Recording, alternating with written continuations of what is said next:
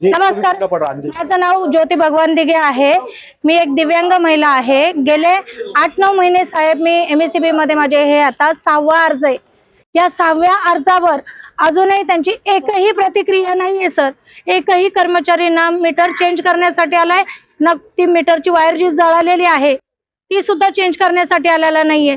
आणि ऑनलाईन जर जास्त रीडिंग होते तसा मीटर माझ्या दारामध्ये नंतर त्यांनी लावून दिला आणि तो मीटर चालू झाल्यापासून दारामध्ये एकही बिल पडलेलं नाही। दर महिन्यात येतो आम्ही, दर महिन्यात विचारतो मॅडम रीडिंग किती, ते म्हणे तुमचं रीडिंग पडलेलंच नाहीये। आणि अचानक त्यांनी 10 महिन्याचं बिल दिलेलं आहे 9,500 रुपये। कसे भरणार सर? 9,500 बिल आल्यानंतर आम्ही ऍट अ टाइम एकाच वेळात एवढं बिल कसं पे करणार आहेत? आणि सकाळी 11:30 वाजल्यापासून आता 3:30 वेळ झालेला आहे तरी सुद्धा आमच्या प्रॉब्लेमवर एकही सोल्युशन त्यांनी काढलेलं नाहीये। वर आम्हालाच ते दमदाटी करून बोलताय की तुम्हाला एवढं बिल भरावंच लागेल। आणि सकाळी 7:30 वाजल्यापासून त्यांनी लाईटीचं कनेक्शन जे आहे ऑनलाईन रीतीने त्यांनी कट केलेलं आहे।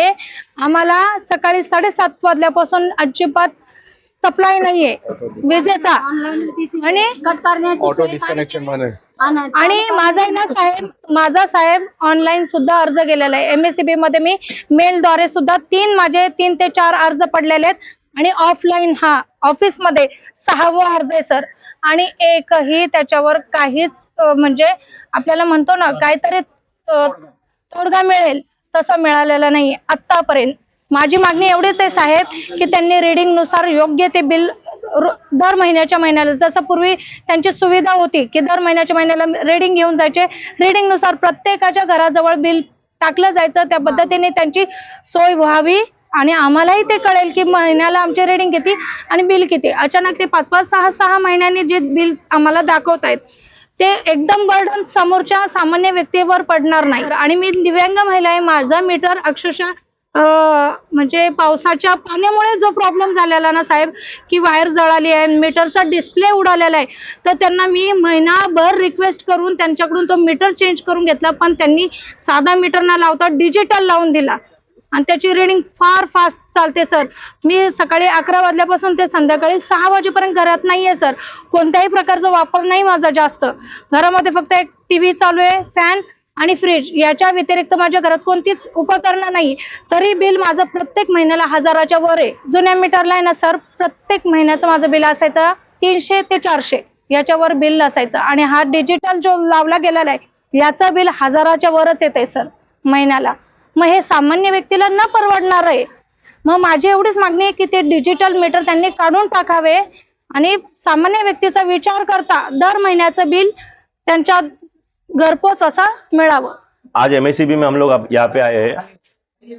ये लोगों ने नया मीटर लगाया था, 1 साल से इन लोगों को नया मीटर लगाने का काम अमृत में चालू है।